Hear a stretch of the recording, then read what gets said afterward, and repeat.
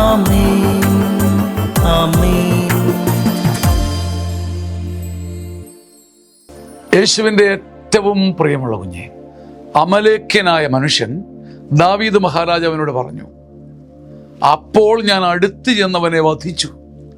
അവൻ വീണുപോയാൽ അവൻ മരിക്കുമെന്ന് എനിക്ക് ഉറപ്പായിരുന്നു. അവൻ ധരിച്ചിരിക്കുന്ന കിരീടവും തോൾവളയും ഞാൻ എടുത്തു. ഇതാ ഞാൻ അവ അങ്ങേ പക്കൽ കൊണ്ടുവന്നിരിക്കുന്നു. നിങ്ങൾക്ക് സാഹചര്യം മനസ്സിലായോ?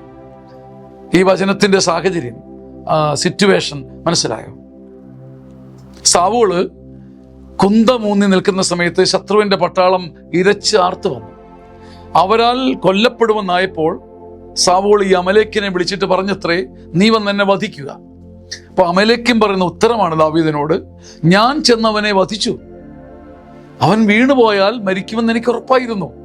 നമ്മൾ അനേകം പേര് ജീവിതത്തിൽ പറഞ്ഞൊരു വാക്കായത്. ഞാൻ കൊന്നില്ലെങ്കിലും, ഞാൻ കളിയാക്കിയില്ലെങ്കിലും, ഞാൻ പിടിച്ചില്ലായിരുന്നെങ്കിലും, ഞാൻ വെട്ടിയില്ലായിരുന്നെങ്കിലും അവൻ ചാകുമായിരുന്നു. പിന്നെ ഇപ്പം എൻ്റെ കുറ്റം എന്നാ? എനിക്കെന്നാ പ്രശ്നം? അല്ലെങ്കിലും അവൻ ചത്തേനെ.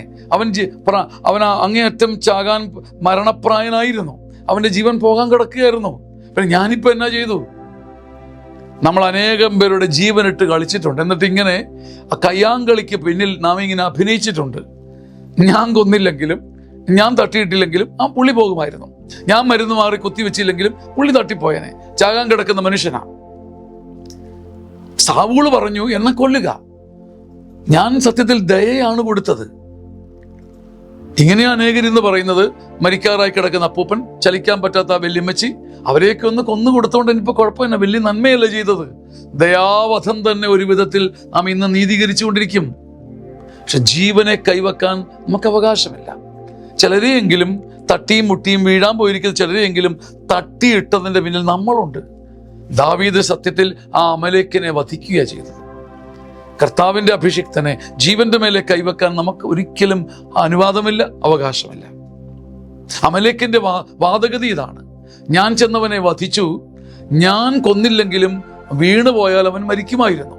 നമ്മുടെ പ്രായോഗിക ജീവിതത്തിൽ നമ്മൾ പരസ്പരം പറയാറുണ്ട്, ഞാൻ കൊന്നില്ലായിരുന്നെങ്കിലും, ഞാൻ പരാജയപ്പെടുത്തിയില്ലായിരുന്നെങ്കിലും, ഞാൻ തട്ടിയിട്ടില്ലായിരുന്നെങ്കിലും പുള്ളി പോയനെ. ഇങ്ങനെ നീതീകരിക്കുന്ന നമ്മുടെ സ്വഭാവങ്ങളുടെ മുമ്പിൽ ഇന്ന് ദാവീദ് വാളുമായി നിൽക്കുന്നു.